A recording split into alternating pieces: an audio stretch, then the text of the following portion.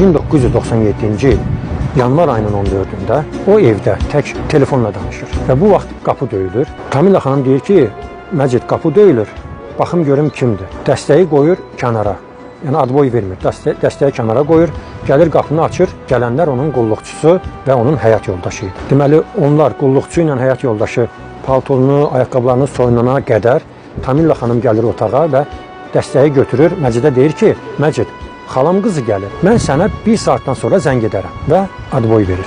Kamilla xanımın telefonla danışmağını nə onun qulluqçusu, nə də onun həyat yoldaşı eşitmir, bilmir.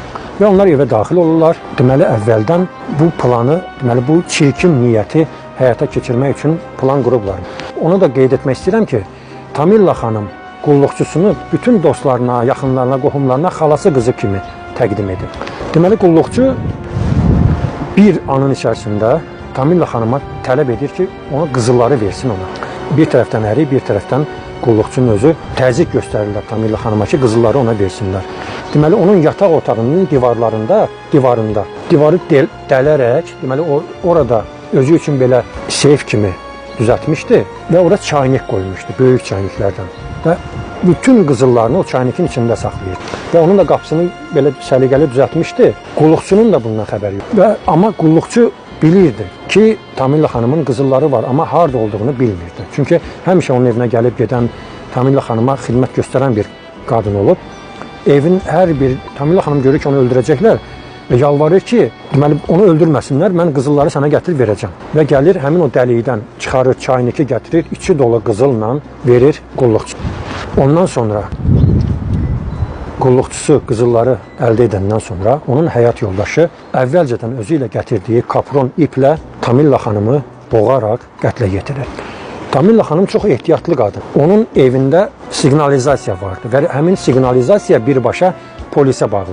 Qulluqçu da bunu bilirdi və onu da dəqiq dərk edirdi ki, Kamilla xanım evdə olmayanda evə girmək mümkün deyil. Çünki Kamilla xanım çıxanda siqnalizasiyanı qururdu. Deməli, Kamilla xanım olmasa qulluqçu o evə girə bilməzdi. Bunu çox gözəl bilir.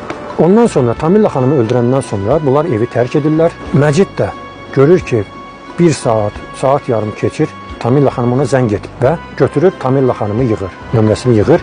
Görür ki, cavab yoxdur. Bir dəfə, iki dəfə və gəlir Kamilla xanımın evini. Görür ki, qapı bağlıdır, artıq şübhələnir və polisə məlumat verir. Polis əməkdaşları gəlir, qapını sındırırlar. Mənzilə daxil olanda görürlər ki, Kamilla xanımın, deməli, cansız bədəni yerdədir. Məcid də polislərə bildirir ki, daha doğrusu polislər Məciddən soruşanda ki, Məcid də bildirir ki,